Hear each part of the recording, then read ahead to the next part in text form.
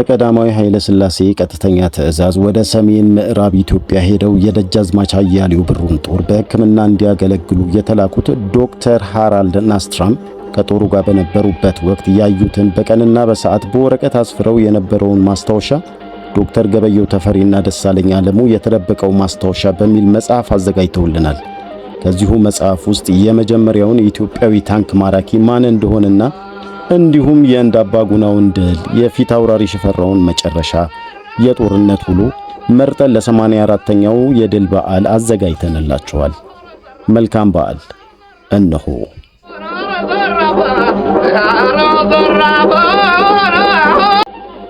ጠዋትና ማታ እየተመላለሱ የሚጎበኙን የኢጣሊያን አውሮፕላኖች በየቀኑ ማየት እየተለመደ መጥቷል። ብዙ ጊዜ የሚታዩት ከአምባ በርኩታ ወደ ሰሜን ወይንም ከዚያ ሲመለሱ ነው። አንዳንድ ጊዜ በእኛ ላይ ዝቅ ብለው ይበራሉ። እንደሱ በሚያደርጉበት ጊዜ ቁጭ እንላለን።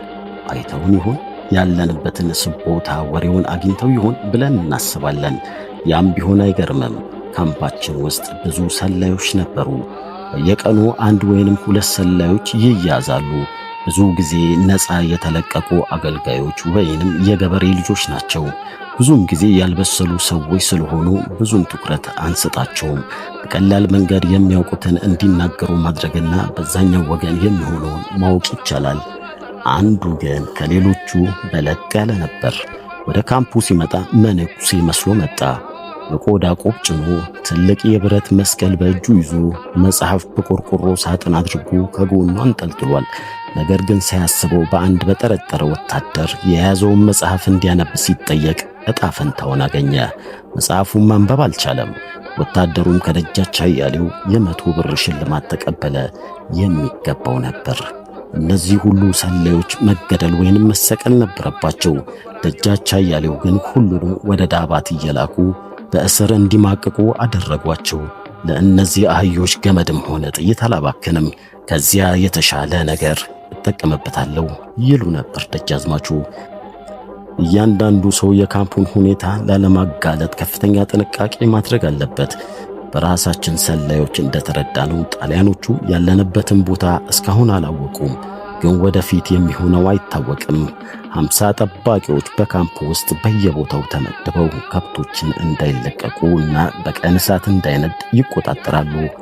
በአንድ አጋጣሚ አንደኛው ጠባቂ አንድ የወታደር መኮንን ይዞ በእኩለ ቀን ወደ ደጃች አያሌው መጣ። ትንሽ የጭስ መጠን በድንኳኑ ታይቷል። መኮንኑም ሲጠየቅ ደግሞ እውነት ነው፣ አገልጋዩዋን ቡና እንድታፈላ ትዕዛዝ ሰጥቻታለሁ ብሎ አብራራ። ነገር ግን ጭስ እንዳይኖረውም ትዕዛዝ መስጠቱን ተናገረ። ታዲያ አገልጋዩዋ እሳት አላነድ ብትል ምን ታደርጋት ነበር? በገርፋት ነበረ። እሳት ያለ ጭስ አይተህ ታውቃለህ ወይ? የለም፣ አይቼ አላውቅም። ታዲያ እንዴት ያንን አይነት ነገር እንድታደርግ አገልጋዩዋን ትጠይቃለህ? አዝዣታለሁ። የታዘዘችውን መፈጸም ስራዋ ነው።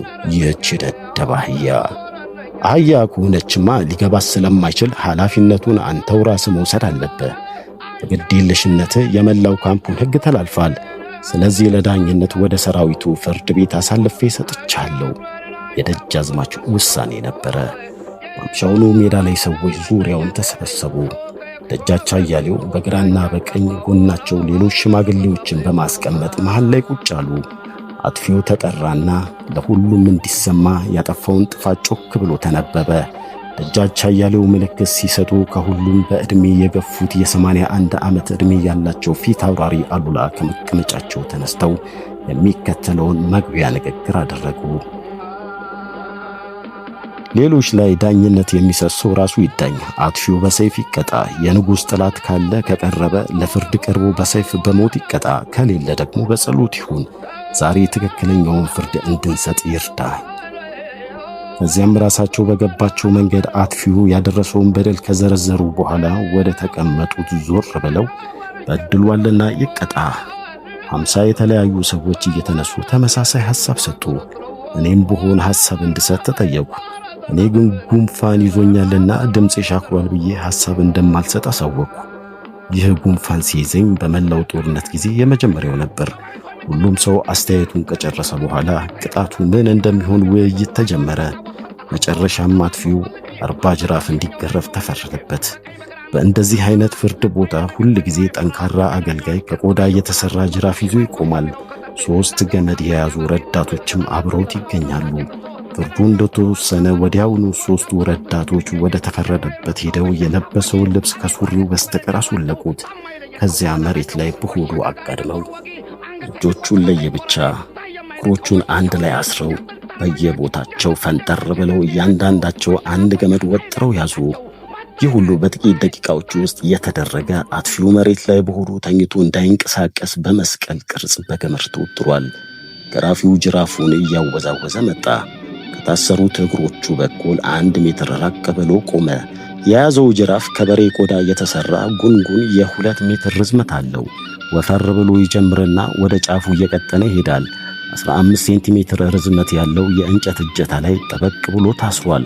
ጠሽ የሚል ጩኸት ጅራፉ አየር ላይ ሲወናጨፍ በሚያሰማው ድምፅ ተከትሎ ጅራፉ ያለ ምሕረት የሰውየው ጀርባ ላይ ከትከሻው እስከ መቀመጫው ባለው ስፍራ ላይ ያርፋል። ወዲያውኑ ጅራፉ ያረፈበት መስመር ማበጥ ይጀምርና ሰንበር መታየት ይጀምራል። ቆዳው መከፈት ሲጀምር ደም መታየት ይጀምራል። ጅራፉ ሲያርፍ ማየትና መስማት አሰቃቂ ነው። አንዳችም ድምፅ ከሰውየው አልተሰማም። በጣም ኩሩ ስለነበረ ድምፅ ማሰማት አልፈለገም። ሌላ ጊዜ ግን ጅራፍ ባረፈበት ቁጥር የሚጮህና ምሕረትን የሚለምን ሰው ማየት የተለመደ ነገር ነው። 39 ጊዜ ከተገረፈ በኋላ 40ኛው መሬት ላይ እንዲያርፍ ይደረጋል። ይህም ክፉ መንፈሶች ወይንም መናፍስቶችን ለማስፈራራት ነው። የታሰረበት ገመድ ተፈታና የተገረፈው ሰውዬ ተነስቶ ደጃዝማችን እጅ ነሳ። በጓደኞቹ ተደግፎም ወደ ቦታው ሄደ። ጥፋቱን ተናዞ በጦር ሜዳ ጓዶቹ የተሰጠውን ፍርድ ምንም ሳያቅማማ ተቀብሏል። ቅጣቱን እንደ ወንድ ነው የተቀበለው። ይህ ሰው ባላምባራስ ተሰማ ይባላል። በኋላ እንዳወቅነው ከሆነ እውነተኛ ጀግና ሰው ነበር። በነጋታው ጠዋት 12 ታጃቢዎች ጋር ካምፑን ለቅቄ ሄድኩ። ቀኛዝማች ንጋቱ እንደ ተራ ሰው እያነከሱ በእግራቸው መጡ። እግራቸውን እሾህ ወቅቷቸው ነበር። የነበሩበት በቅሎ ጦርነቱ ላይ ራሱን በጥይት ተመትቶ ተገሎባቸዋል። የቆሰሉት ሰዎች ያሉበት ቦታ ለመድረስ በሙሉ ጦር ሜዳው መሃል መሄድ ነበረብን። በቅርብ ጊዜ በሺህ የሚቆጠሩ ሰዎች ለሞት ወይንም ለድል በተዋጉበት መሬት ላይ መራመዴ እንግዳ ስሜት እንዲሰማኝ አደረገኝ። ቀኛዝማች እየመሩ ስለ ጦርነቱ ስለተካሄደው ሁኔታ ከቀኛዝማቹ የሚደረግልኝ መግለጫ በቦታው የነበርኩ ያህል የመሰማት ዕድል አጋጠመኝ። ሰላዮቻችን እንደነገሩን ከሆነ በእንዳባጉና የነበረው ሜጀር ከጠቅላይ እዙ ምሽጉን ለቆ እንዲሄድ ትዕዛዝ ተሰጥቶት ነበር። የመጀመሪያው ቀን በ3 ማለት ነው ሁሉም ካምፖቹን ጥለው ለመንቀሳቀስ ዝግጁ ነበሩ። ነገር ግን 30 ግመሎች ያሉበት ጓዝ ከአክሱም ስለተላከ ትዕዛዙ ተቀየረ። ሜጀሩም የሬዲዮ መገናኛዎቹን እንደገና ሰቅሎ እስከ እሁድ ድረስ ለመቆየት ወሰነ። ያ ውሳኔ ግን መጥፊያው ሆነ። ፊታውራሪ ሽፈራው ከደጃዝማች አያሌው ወደፊት እንዲሄዱ ትዕዛዝ በደረሳቸው ሰዓት ከአክሱም ጓዝ መምጣቱንና ሜጀሩ እስከ እሁድ ድረስ ለመቆየት መወሰኑን ዜና አገኙ። በተጨማሪ ምሽጉን የሚጠብቁ በ1500 ከኤርትራ የተመለመሉ ባንዳዎች ከ150 ነጮች ጋርና 25 መትረየሶች እያንዳንዳቸው 2 መትረየስ የተጠመደባቸው 10 ታንኮች መኖራቸውንም መረጃ ይደርሳቸዋል። በተጨማሪ 4 የጭነት መኪኖች፣ 1 አውቶሞቢል፣ 100 የጭነት በቅሎችና 30ዎቹ ግመሎች ነበሩ። ወታደሮቹ ደግሞ የተናፈሰ የሰሙት ወሬ ነበር። ይኸውም ከአክሱም የመጣው ጓዝ ማርትሬዛ ጭኖ እንደመጣ ነው። በዚህ ዜና ምክንያት ወታደሮችን ይዞ መቆየት የማይቻልበት ሁኔታ ሲደርስ ምንም አልቀረውም። ፊታውራሪ ሽፈራው በሌሊት ተጉዘው የጠላትን መንገድ መዝጋት፣ ምሽጉን ከቦ ከመቀመጥ የተሻለ ጠቀሜታ አለው ብለው አሰቡ።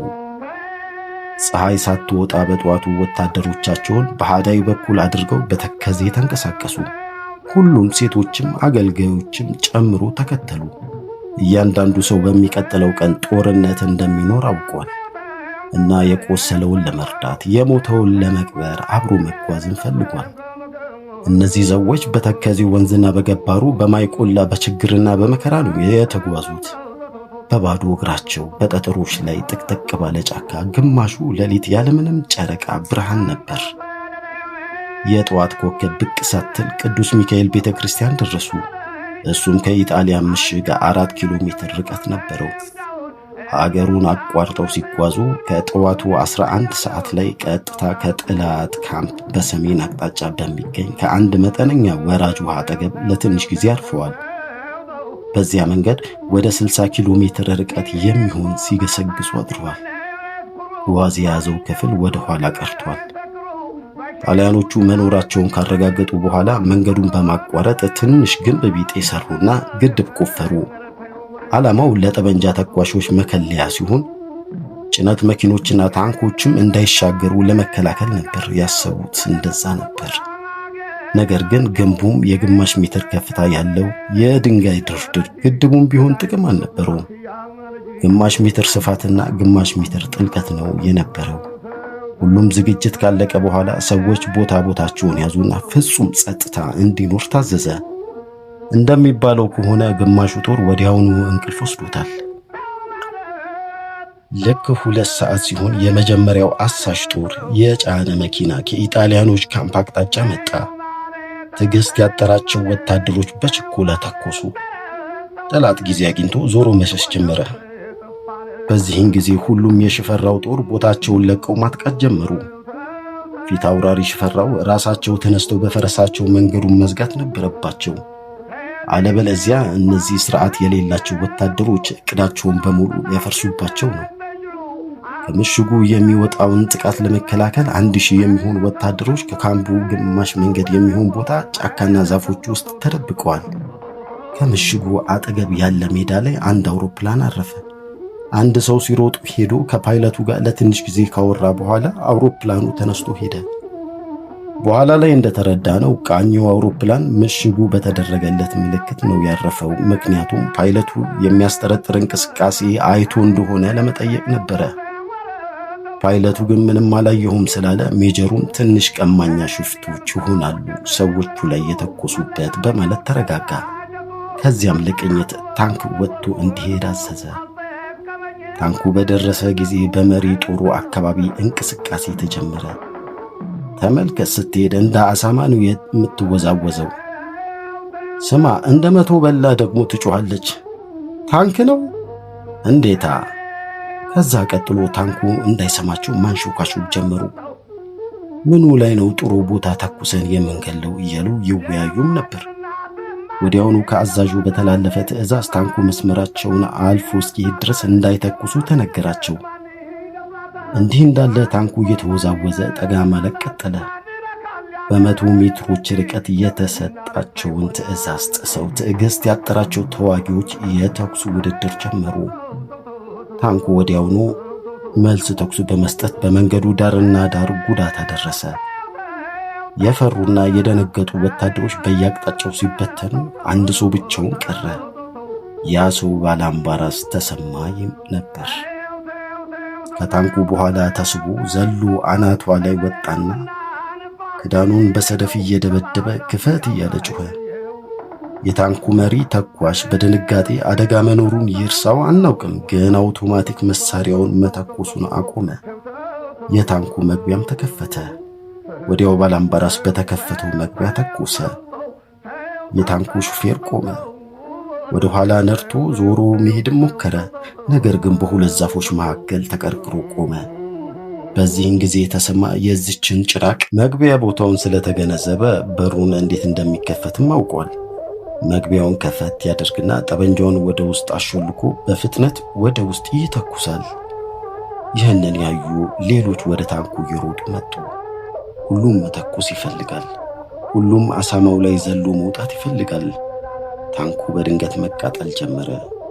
የጋዝ መያዣው እሳት ተነስቶበታል። ከዚህ በኋላ ይህ ታንክን ያጋጠመውን ዕጣ ፈንታ ለአንባቢያኑ ግልጽ ነው።